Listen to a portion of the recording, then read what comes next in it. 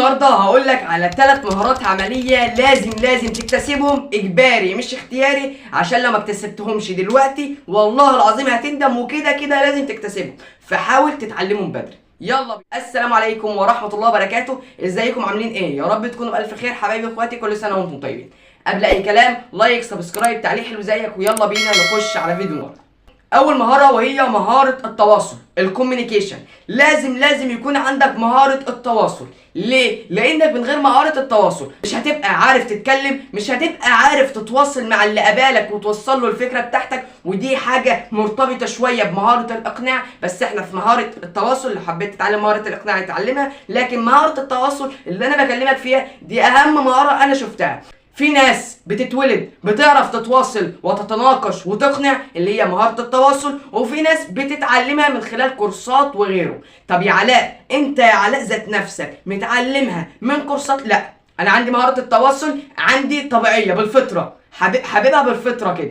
يعني ايه؟ يعني انا بعرف اتواصل من غير اي حاجة، من غير قراءة، من غير كتابة، من غير اي كورسات، من غير اي حاجة. طب يا علاء انت بتطورها من خلال ايه؟ من خلال القراءة والكتابة والكورسات وغيره.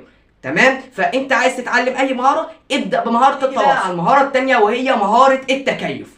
كل اللي انا قلته على القناه كوم، والتكيف دي كوم تاني. التكيف مع البيئه المحيطه بيك، التكيف مع الزملاء الجداد، التكيف مع الفلوس اللي جايه لك، التكيف مع اي شيء. اهم حاجه التكيف. طب يا علاء اتكيف ازاي؟ اللي هو علاء مثلا راح محافظه جديده، هيعرف يتكيف ويعيش معاهم. يتكيف اللي هو يعرف يناقش ويعرف يروح ويجي ويتعامل بطريقتهم ويعيش معاهم. ايوه. طب في ناس لو غيرت مكانها حياتها تبوظ. يعني علاء بيصور دلوقتي في مكان، بكره هيصور في مكان، بعده هيصور في مكان، عادي ما بيتلجلجش قدام الكاميرا، لا عادي خالص. في ناس لو راحت مكان جديد ما تعرفش تتكلم، عندها رهبه. فاهم حاجه مهاره التكيف. نيجي بقى على المهاره الثالثه وهي التحكم في الرغبات.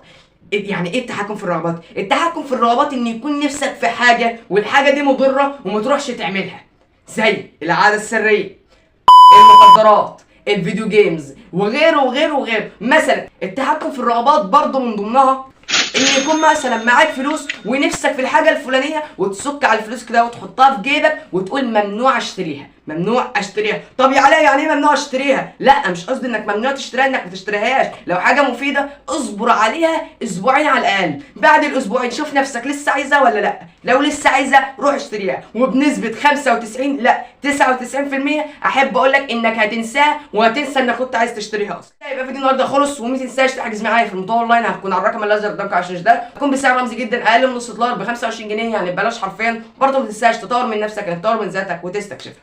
سلام.